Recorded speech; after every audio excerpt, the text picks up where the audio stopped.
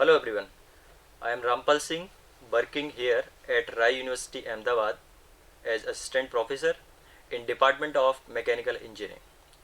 Today I am going to discuss about a accessory which is used in thermal power plants. Okay, so first let us understand what do we mean by the accessories. Basically accessories are the devices, accessories are the stuff which are used to increase the efficiency of any thermal power plant. There are a lot of accessories which are installed in thermal power plant in order to enhance its efficiency. But few of the important accessories are like economizer, air preheater, superheater.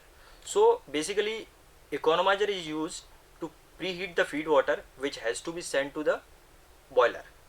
Similarly, air preheater is used to preheat the air which has to be sent to the combustion chamber of the boiler. And superheaters are used to enhance the quality of the steam which is coming out from the boiler. Okay, so as far as today's discussion is concerned, today we are going to discuss about the superheater only. So superheater is installed after the boiler. You understand boiler is a basically high pressure vessel in which steam is generated. So as far as the sequence of the accessories are concerned in the thermal power plant, one may understand after boiler superheater is installed, after superheater economizer is installed, after economizer air preheater is installed. Okay, so today we'll understand the working of a superheater by one model.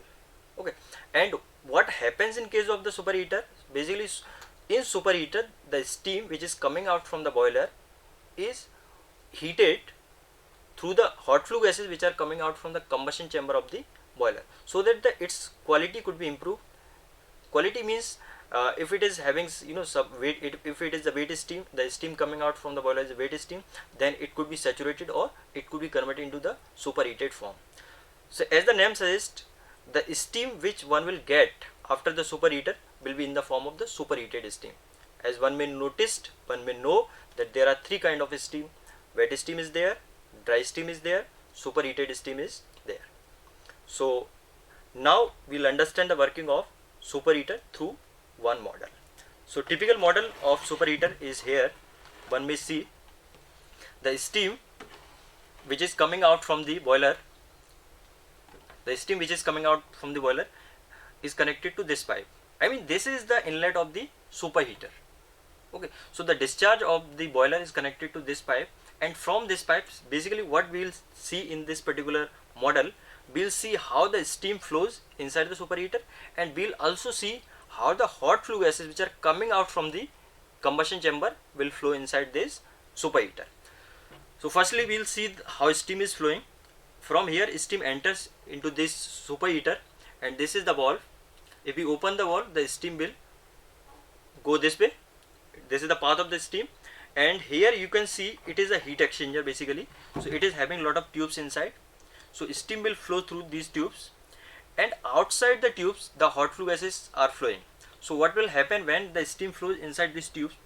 The steam will pick up the heat from the hot flue gases, and the quality of the steam will improve, or the quality of the steam will enhance. So from here this way it will flow through all the tubes, and after that this steam which is now in the form of superheated steam, it will come out here, and from this, when you open this valve, this steam can be discharged from this point, and later it is sent to the places where it is required. I mean, usually it is sent to the steam turbine, so that the thermal energy of the steam could be converted into the mechanical energy. Okay, so next you will understand how the hot flue gases are flowing inside this superheater. So hot flue gases which are coming out from the combustion chamber of the boiler, these hot flue gases will come this way.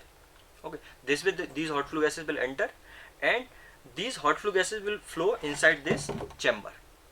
Okay, and what will happen when these hot flue gases flow inside this chamber? It will release the heat. I mean, the heat of the hot flue gases will be absorbed by the steam which is flowing inside the tubes, and after that the temperature of the hot flue gases will reduce and density will increase. From here it is discharged to and after that hot flue gases which are coming out from the superheater are sent to the economizer. So this is how it works.